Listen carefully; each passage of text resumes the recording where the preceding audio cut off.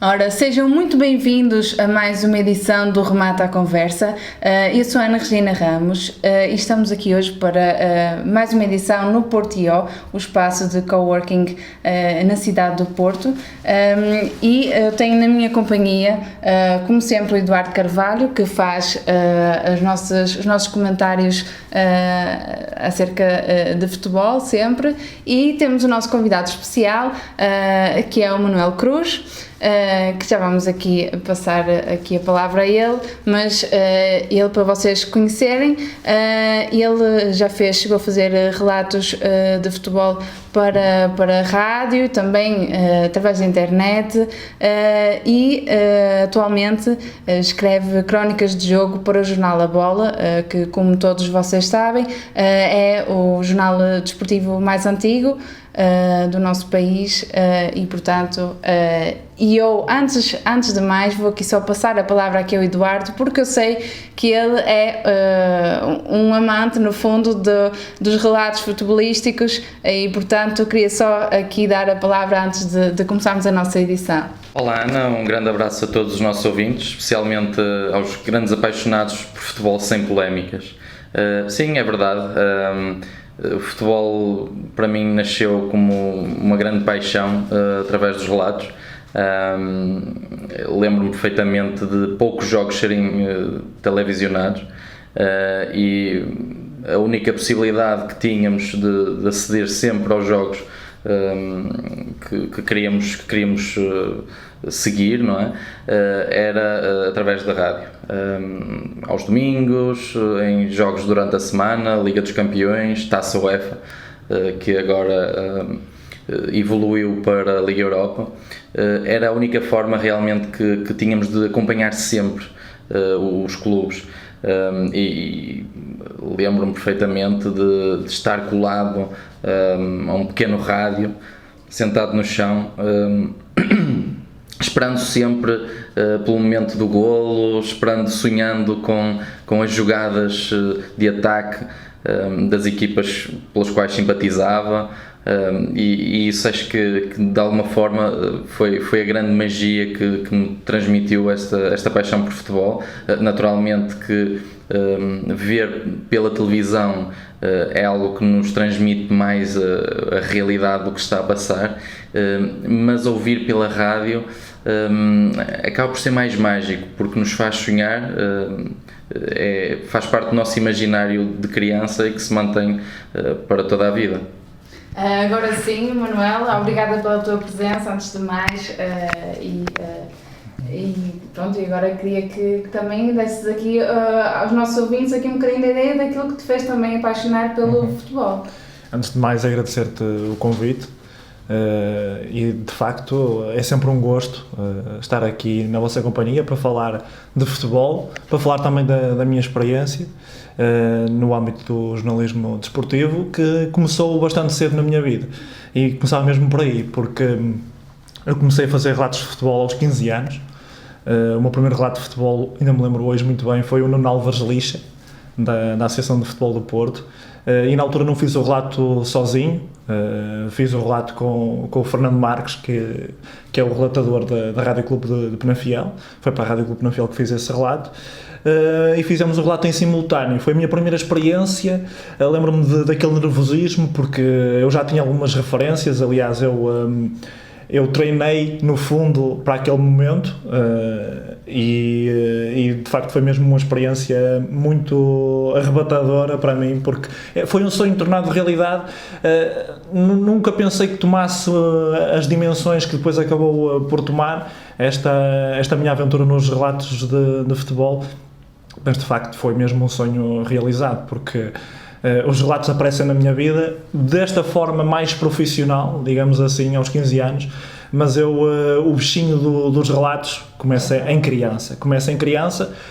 Estava a ouvir o Eduardo e estava aqui a bater uma nostalgia mesmo muito grande de ouvir aqueles relatos de Jorge Pestelo na TSF, Ripa na Rapaqueca, que é mesmo muito, é um termo mesmo muito conhecido, e pronto, e foi por aí que começou a aparecer este bichinho do relato de futebol, de ouvir essas figuras míticas. eu acabei, na minha inocência de criança, por traduzir aquilo numa brincadeira. Pegava numas figuras, nos bonecos, pegava numa bola de papel, punha-me ali a jogar e a inventar um relato de futebol na minha cabeça. Fazia ali jogadores, treinador, fazia tudo. No fundo, imitava ali uma transmissão radiofónica de um jogo. E isso acabou também por me dar algum traquejo na comunicação, porque no fundo era fazer uma imitação. Eu ouvia essas figuras todas, aliás, até tentava imitar um bocadinho a voz dessas grandes figuras, Fernando Eurico, João Ricardo Pateiro, Pedro Azevedo, Pedro Sousa, que são as minhas referências ao nível do relato de futebol. E no fundo foi assim um bocadinho que começou esta minha aventura no meio radiofónico. Depois evolui, como sabes, na Rádio Clube de Penafiel. Comecei depois a fazer relatos também do Futebol Clube Penafiel. Primeiro fiz do Paredes, na altura com o Fernando Valente, que foi mesmo enriquecedor, porque o Fernando Valente é um grande treinador de futebol, uma pessoa mesmo muito sábia deste desporto. Aprendi muito com ele nas entrevistas que foi fazendo com ele, nas conversas depois mais informais que tive com ele. E também foi um gosto enorme fazer aqueles relatos, porque lá está. A perspectiva de fazer um relato de quem está de fora é o relatador está ali numas grandes condições, sentadinho a fazer o relato. Não, porque eu, por exemplo, no Paredes relatava no meio do público. Eu ia para o meio do público relatar. Aliás, lembro-me de um jogo em que fiz o relato dentro da caixa de uma carrinha, daquelas carrinhas de caixa aberta. Já não lembro da marca, também não interessa, não vamos fazer publicidade, mas fiz o relato ali dentro da caixa da carrinha. Também é uma dessas experiências. Depois também no futebol amador, fiz alguns relatos, lembro-me de relatar em cima de um balneário de uma equipa também. Portanto, experiências tudo muito, muito interessantes ali com um material muito primitivo, ainda digamos assim, muito rudimentar, telemóvel e pouco mais. E só isso já me enchia mesmo o ego, porque foi mesmo muito importante para mim ter esta aventura nos relatos. Lá está, porque gosto de futebol e gosto de o comunicar. E era um bocadinho por aí que eu queria pegar, por este bichinho que vocês falaram aqui daquilo que vocês sentem ao ouvir os relatos e também tu a fazeres. Agora tem-se vindo a notar uma evolução muito grande neste âmbito, com as transmissões televisivas e também com alguns canais que vão surgindo, e também com toda a comunicação que é feita através da internet. As próprias rádios estão-se a voltar também para a internet, eu queria que vocês me dissessem, na vossa opinião, qual é que é o fenómeno que se está agora a ver, se está a perder público para estes relatos radiofónicos, ou se há um meio-meio e as pessoas vão se dividindo, porque sei muito bem que há muitos adeptos que mesmo hoje em dia ainda vão para o estádio ver o jogo e vão com os fones nos ouvidos para ouvir o relato enquanto estão a ver o jogo acontecer. O que é que vocês acham deste fenómeno, ou não, que poderá estar a existir? Eu acredito que da forma que as coisas estavam no passado, havia uma tradição muito grande de ao domingo, que era quando aconteciam os jogos, normalmente ao domingo às 3 da tarde, as pessoas iam aos estádios, por vezes até no próprio estádio ouviam um relato já a ver o jogo em direto no próprio estádio. Quando não tinham a possibilidade de ver o seu clube, que isto era muita tradição do Clube da Terra, acompanhar o Clube da Terra, ver o seu clube, ir ao estádio e por vezes até ouvir o relato em simultâneo.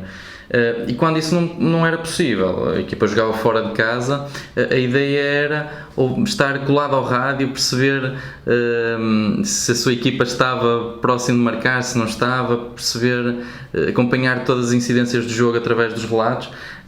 E eu acho que dessa forma já não existe esta tradição no nosso cotidiano social.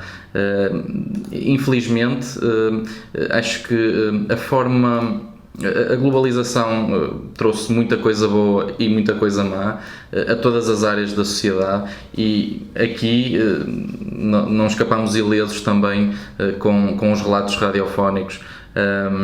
Acho que há aqui uma estação de rádio que transmite a generalidade, digamos assim, dos jogos que há nos campeonatos profissionais e semi-profissionais, alguns também, ao domingo à tarde, e antes havia muito mais estações de rádio, portanto, para percebermos a que ponto é que isto reduziu, não é, de alguma forma, em termos de interesse mediático, não é? Por outro lado, aquilo que vemos é que apenas os 3 grandes do futebol português, que constituem um oligopólio, não é? A todos os níveis no nosso futebol, apenas estes veem os seus relatos sempre nas rádios que transmitem este tipo de meio de forma de comunicar, não é? Por isso, acho que não estamos a ir pelo caminho ideal para manter a sustentabilidade dos relatos futebolísticos, e temo que tenhamos que ou olhar seriamente para este problema no imediato, ou que vejamos esta forma de seguir apaixonada, de uma forma apaixonada o jogo, desvanecer-se. É a minha opinião. Eu concordo com o Eduardo, e de facto o interesse pelo relato radiofónico está um bocadinho diluído, também no sentido em que nós verificamos que há uma evolução na forma de comunicar e nos meios de comunicar no geral, não é? E sobretudo no desporto. Há cerca de algum tempo, há mais sensivelmente 2 anos, criei um projeto, o Linha de Golo, para cobrir o Mundial 2018, e na altura fiz um relato no Facebook do Uruguai e Egito, e não sendo um jogo cartaz, acabou por ter na mesma uma receptividade grande e gerar ali alguns comentários, algumas partilhas. Tive pessoas a enviarem-me mensagens a perguntar se aquilo ia continuar, porque de facto nós temos também que nos adaptar às novas formas de comunicar. E onde estão os públicos? Onde é que estão os públicos, não é? Porque os públicos estão nas redes sociais, e se queremos de facto manter esta questão dos relatos, também temos que nos saber adaptar, e foi isso que na altura eu fiz. Depois levei isso comigo para o projeto Penafiel Magazine.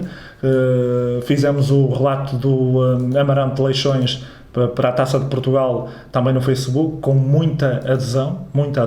Aliás, na altura nem foi para o Penafiel Magazine, foi para o Tâmega Jornal primeiro, e depois no Penafiel Magazine, mais recentemente, e já no ano transato, acompanhámos o futebol distrital, as equipas penafilenses no futebol distrital, nomeadamente na Série 2 da 2ª Divisão da Associação de Futebol do Porto, com o relato dos derbys. E também foi uma experiência muito interessante, com muita adesão. Chegamos a ter relatos com mais de 60 ouvintes em simultâneo no Facebook, o que é muito interessante, com comentários, com partilhas, e isso também é um trabalho que compete ao jornalista e a quem está neste meio, que é de facto adaptar-se às novas tendências. Eduardo, achas que é um bocadinho por aqui, também na tua opinião, como mais que está do outro lado, não é, a assistir, achas que é um bocadinho por aqui que vai passar o futuro dos relatos e também no fundo, do mundo do futebol e da comunicação do futebol, não é? Eu acredito que sim. Acho que de alguma forma tudo que é de interesse na sociedade está a passar para o âmbito das redes sociais, para o digital.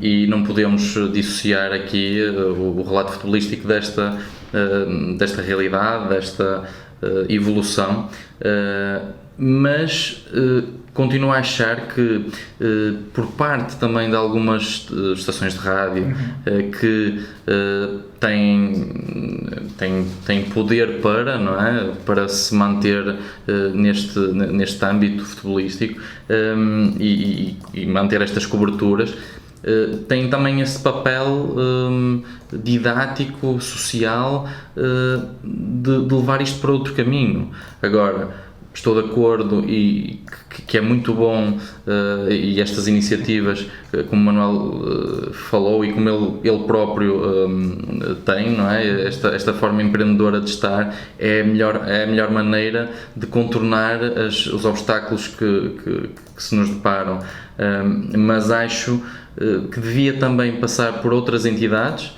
que têm mais poder e que já há muito tempo têm um papel decisivo no âmbito e nos meandros do futebol, olharem para isto como um problema e não deixar que, digamos, que a ditadura das estações televisivas acabe por castrar todo este mercado que é muito interessante e que é de futebol para pessoas que realmente sentem paixão genuína pelo jogo. Acho que temos que perceber que o futebol é cada vez mais um negócio, mas também não podemos deixar que tudo se torne só negócio.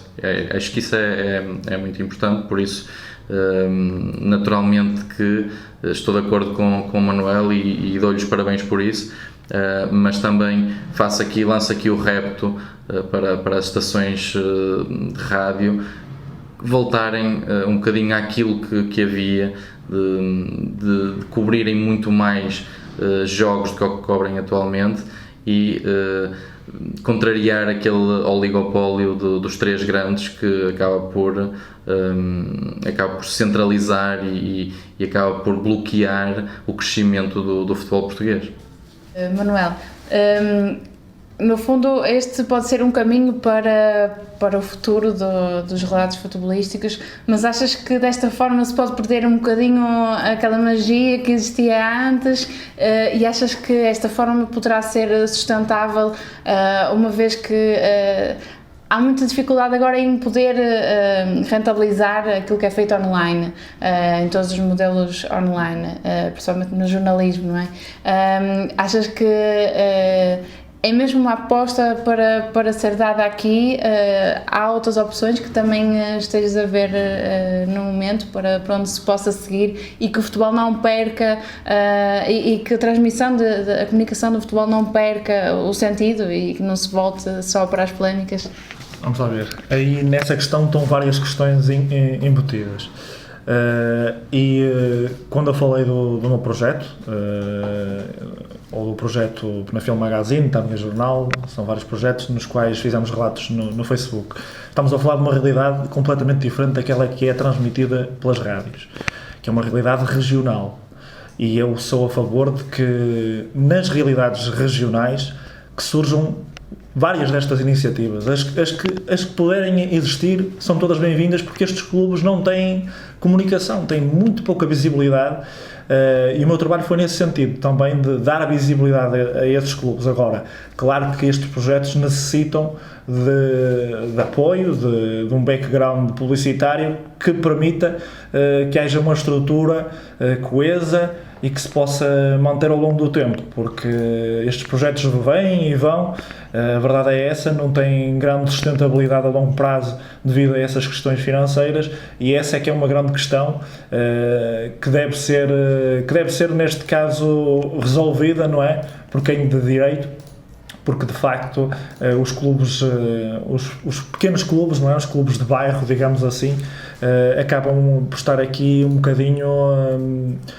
desabrigados neste registro comunicacional, e nesse sentido acho que sim, acho que pode passar por aí e não perde magia, ou melhor, até recupera. Eu acho que com estes relatos no Facebook recuperamos muita da magia do relato. Eu tive muitos comentários porque eu ia para os relatos só de telemóvel na mão. Eu fazia o relato para o Facebook só com o telemóvel na mão, sentava-me às vezes até no banco, que é aquele banco às vezes destinado ao quarto árbitro, a fazer o relato de futebol, e os jogadores viravam-se para mim: estás a fazer o relato do jogo? E eu estou a fazer para o Facebook. e criou-se ali uma dinâmica que eles já sabiam que eu ia fazer o relato, já estavam ali atentos, até se chegavam às vezes um bocadinho mais para a minha beira para ouvir. Acho que são pequenas coisas, e mesmo no fim do jogo entregávamos o prémio do homem do jogo, ao melhor em campo, e andava toda a gente maluca para ganhar aquele prémio. Criou-se ali uma dinâmica muito interessante, e eu acho que isso é a magia, essa é também a magia da comunicação e do relato. Eu acho que nesse sentido, e sendo uma coisa feita sem publicidade nenhuma a passar, porque eu estava ali o tempo todo do jogo a falar apenas, a relatar, a descrever aquilo que se estava a passar, e essa é que é a grande magia do relato, é voltar um bocadinho aos tempos antigos. Aliás, tive alguns comentários nesse sentido que diziam: Manel, estou a gostar muito de te ouvir, porque parece aqueles relatos antigos do Joaquim Agostinho, aqueles relatos também de ciclismo, que era só ali o homem a falar aquele tempo todo e a descrever aquilo que se estava a passar, e acho que nesse sentido é importante. Agora, claro, que se falarmos num contexto nacional, é uma coisa totalmente diferente, ainda que, e como disse muito bem o Eduardo, estejamos a assistir, uma coisa perfeitamente normal, tendo em conta que o futebol está como todo inserido dentro de uma sociedade capitalista, onde o que interessa é ter lucro, não é? E o que dá lucro é transmitir os grandes, é fazer cobertura dos clubes grandes. E os clubes ditos médios, pequenos, acabam por perder alguma dessa visibilidade, pelo menos não têm o destaque que tem o Porto, o Benfica e o Sporting nas grandes rádios. Há apenas uma rádio a fazer transmissão de outras equipas, que é a Antena 1, que faz a tarde desportiva ainda. E, portanto, nesse sentido, por exemplo, a Rádio Renascença de antes tinha o Bola Branca, em que também fazia uma coisa muito parecida com aquilo que acontece na Antena 1, mas já não faz. E percebe-se também porque a Antena 1 ainda tem aquele dever de serviço público e vai fazendo, mas as rádios privadas têm muitas reticências em fazê-lo, porque lá está, estão à procura de não terem prejuízo com essas transmissões. Mas é como tudo, lá está o futebol, e ainda antes de virmos para aqui vinhamos a falar disso mesmo. O futebol se compararmos a sociedade a um organismo vivo, ao corpo humano, o futebol é um órgão, não é? Dentro dela, e nós não podemos tirar o futebol dentro do organismo e esperar que ele viva sozinho, não é? Não tem essa capacidade, e a verdade é que tem que saber conjugar tudo, não é? Tem que saber conjugar tudo para que as coisas funcionem, para que não se perca a magia, para que não se perca, para que os clubes tenham todos alguma visibilidade, não é? Pelo menos, e para que as pessoas em casa lá está, porque não nos podemos esquecer, o mais importante de tudo isto são os públicos. O mais importante de tudo isto é o público, porque o relato é uma coisa muito sensível, e ainda há pouco tempo tive também com duas personalidades muito, portanto, das grandes personalidades, dos grandes destaques no relato, que são o João Ricardo Pateiro e o Fernando Eurico, e eles falavam muito da questão dos invisuais, que já me tinham mandado muitas mensagens a agradecerem, continuarem com os relatos, e que estavam muito habituados à voz deles, e que conseguiam imaginar tudo aquilo que se passava, conseguiam traduzir as palavras deles para um cenário visual, e portanto nesse sentido também é muito importante que se continue com os relatos de futebol. Não sei se queres acrescentar alguma coisa, Eduardo?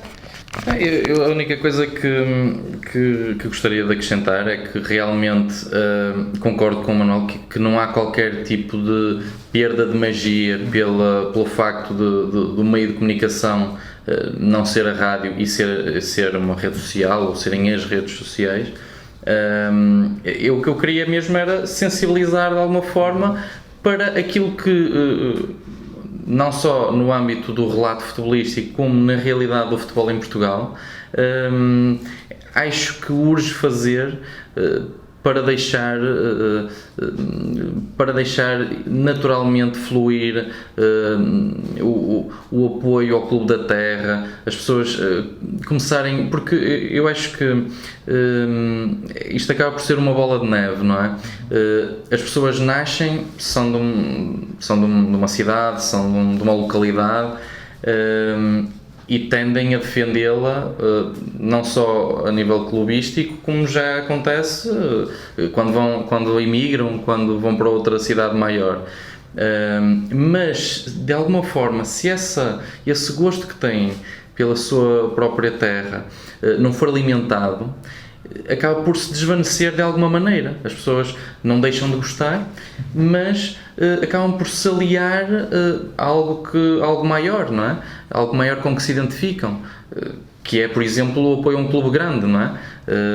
E é isto que, de alguma forma, é preciso para o futebol português ser melhor, não é? E quando nós olhamos, por exemplo, para uma liga inglesa, percebemos que a globalização existe em todo o lado, mas a liga inglesa continua a conservar algumas características do futebol essência, não é? Do futebol genuíno, e vemos clubes pequeníssimos a terem uma falange de apoio enorme e um bairrismo, positivamente falando, das pessoas muito grande, não é? Porquê? Porque de alguma forma se conserva e se alimenta essa identidade, não é? Das terras, dos clubes da terra, e o próprio marketing, a comunicação que é feita pelos clubes, pelas federações, pelas instituições, também faz com que isto tudo faça sentido e se integre, não é? E fique interligado e haja aqui uma dinâmica muito positiva. Portanto, é um pouco isto que eu queria dizer, mas sem dúvida, mais uma vez, todo o apoio a estas iniciativas como o Manuel tem e como muitos outros meios de comunicação pequenos, regionais, têm, porque é isto que faz com que tudo o que nós, apaixonados por futebol, acima de todas as polémicas e de apenas os clubes grandes, gostamos e precisamos para continuar com esta paixão. Agora eu queria passar aqui à parte mais personificada aqui do nosso programa, que são os destaques da semana, e por isso queria saber da tua parte, Manuel, quais é que são os teus dois destaques, nomeadamente o remate Rivela e o remate ao ângulo. Ora, os meus dois destaques, eu destaquei, ou melhor, fiz aqui um destaque internacional, que vai para o Diogo Jota, que foi recentemente contratado pelo Liverpool e que até já marcou, e de facto tenho que o destacar porque é um jogador que tem uma origem muito humilde. Ele começou a sua carreira futebolística na formação no Gondomar, depois já saiu para o Passos de Ferreira, onde continua a formação, acabou por sair para o Atlético de Madrid, emprestado ao Futebol Clube do Porto, faz uma época tremenda no Porto, o Porto não se chega à frente e ele acaba por sair, ou por não ficar, e agora vai parar, ou melhor, saiu para o Wolverhampton e agora vai parar ao Liverpool, e de facto é um jogador para dar ainda muitas cartas, com 23 anos, uma qualidade técnica acima da média, falta-lhe ainda ali algum estofo, percebeu-se isso no jogo de estreia, mas é um jogador de grande qualidade mesmo, muito inteligente na procura dos passos, rapidíssimo também intelectualmente, digamos assim, porque ele percebe muito bem o que os companheiros querem fazer, antecipa também muitos desses movimentos, e isso é uma característica muito interessante e muito importante nos tempos modernos do futebol, e principalmente quando se está numa equipa de Klopp, como é este Liverpool. Depois o outro destaque é um destaque que vai para, no fundo, para um amigo, que é o Leandro, que é a defesa central do Penafiel e que esta época faz 5 jogos já, fez já hoje onde vence por 3-1, a titular. É um central formado em Penafiel, começou a sua formação no Cabeça Santa, no clube da minha freguesia, acaba por ir para o Penafiel e agora está de facto de pedra e cal naquela defesa. É um jogador também para dar muitas cartas, e tenho a certeza que também vai muito longe, porque tem todas as características para triunfar. E é muito importante, deixa-me só salientar isto, é muito importante ver este apoio e esta iniciativa de apostar em jogadores da formação, muito rara na segunda liga, curiosamente, mas é muito importante que de facto os clubes olhem para a formação com outros olhos, como o Penafiel neste momento está a olhar, nomeadamente com o caso do Leão. Eduardo, agora os teus destaques. Sim, eu relativamente ao meu remate de trivela, gostaria de salientar a prestação do Rio Ave neste apuramento para a Liga Europa. Foi um apuramento fantástico, que teve inicialmente uma equipa menos forte, como o Borac, mas depois foi uma equipa que foi competente perante esse adversário teoricamente mais acessível, mas muito difícil, como vimos nesse jogo, e depois teve pela frente um poderoso Besiktas, apesar de já não ser aquela equipa fortíssima que chegava à Europa e que mesmo na Liga dos Campeões se batia com as melhores equipas do nosso continente. Continua a ter aqui algumas individualidades, continua a ter um jogo com qualidade técnica e vemos que é uma equipa sempre muito difícil de superar, e mesmo não tendo público, era uma equipa favorita para este jogo, sem qualquer dúvida, e o Rio Ave também ultrapassou este obstáculo, e por fim um AC Milan que era uma equipa quase impossível de ultrapassar, ou parecia quase impossível de ultrapassar, e o Rio Ave provou que era possível. Bateu-se de forma hercúlea com os milaneses, uma das equipas mais tituladas do mundo, e só por uma tremenda infelicidade não conseguiu apurar-se mesmo para a fase de grupos, e isso faz com que percebamos que Portugal tem capacidade nas suas equipas, mesmo que nos falte algumas individualidades em termos de qualidade mundial. Acho que temos competências para chegar à Europa e fazer boas prestações. O Rio Ave teve 3 jogos e só neste último jogo foi eliminado, mas esteve sempre à altura de todos os desafios, perante equipas completamente diferentes umas das outras, mas falta-nos muitas vezes a mentalidade certa, e acho que o Rio Ave mostrou que tem a mentalidade certa e só não passou porque no futebol, como na vida, a sorte é um fator decisivo. O outro destaque vai também no mesmo sentido do Rio Ave, que é o meu remate ao ângulo, mas para uma outra situação que tem a ver com a falta de proteção que existe, na minha opinião, para equipas como o Rio Ave, que ou se estreiam, no caso o Rio Ave já não é uma estreia, pelo menos a segunda ocasião em que o Rio Ave tem a oportunidade de estar nesta fase e de chegar à fase de grupos, que acabou por não se concretizar agora, mas não me parece possível que equipas como o Rio Ave tenham que passar por 3 pré-eliminatórias, não sejam protegidas, não seja protegido este fantástico desempenho que tiveram na sua liga, no caso do Rio Ave, como outras equipas haverá, e tenham que se bater com 3 adversários, 2 deles tremendamente superiores, para passar a uma fase de grupos. Isto vai fazer com que o futebol mundial esteja, tal como falámos há pouco, para o oligopólio do futebol português, a nível internacional, tende a bolha também a manter-se sempre com as mesmas equipas, e cada vez mais dificuldade para aqueles que não têm poderio financeiro para chegar lá e estar onde verdadeiramente todos querem estar, e os adeptos de futebol querem ver as suas equipas. E agora, Eduardo, eu passava-te novamente a palavra para o teu remate final. O meu remate final vai para mais uma convocatória das seleções de Portugal, seleção A, seleção sub-21. acho que é incrível o talento, e há pouco o Manuel falou no Diogo Jota. Acho que Portugal está realmente numa geração, tal como disse Jürgen Klopp muito recentemente, está numa geração dourada. Pode não ser aquela denominada geração de ouro que foi no passado, em termos de ter um núcleo de meia dúzia de jogadores de nível mundial, mas temos se calhar mais quantidade de qualidade.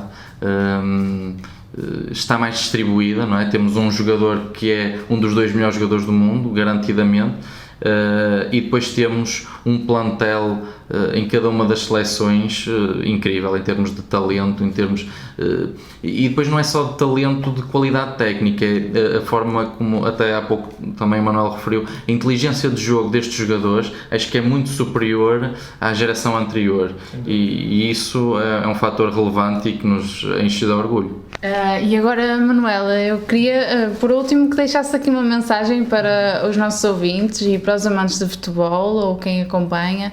Aquilo que eu quero deixar é, no fundo, que mantenham a esperança, não é, no futebol, apesar de tudo, e vivemos agora tempos muito difíceis de pandemia, em que há equipas a contarem os trocos para inscrever jogadores, que é mesmo assim, e já vimos casos do pior que pode haver, horríveis, o caso do Desportivo das Aves, o caso do Vitória de Setúbal, que foi relegado ao Campeonato de Portugal, históricos do futebol português que passam momentos de dificuldade e que só podem contar com uma coisa, que é com os adeptos. São os adeptos que dão força para que estas coletividades se mantenham no ativo. E a verdade é que, mesmo nas dificuldades, quem fica são estes. São os adeptos, são estes que mantêm a paixão pelos clubes. Então a minha palavra vai nesse sentido, para que os adeptos mantenham viva a paixão, que não deixam de apoiar o seu clube, o clube da terra, também nesse sentido. E portanto vai por aí. Nas dificuldades são os adeptos que cá ficam, e por isso mantenham viva a paixão pelo futebol, que só isso é que pode fazer movimentar coisas boas.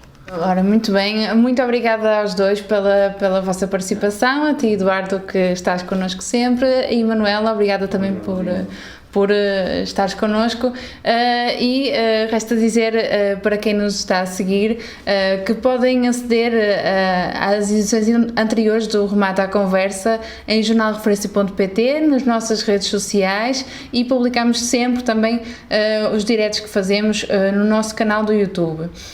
De resto, também podem aceder a outros conteúdos acerca da região norte, também no nosso site, e resta dizer que estamos novamente aqui no espaço do Porto.io, com quem contamos para estas edições presenciais. Muito obrigada por estarem desse lado e até à próxima edição.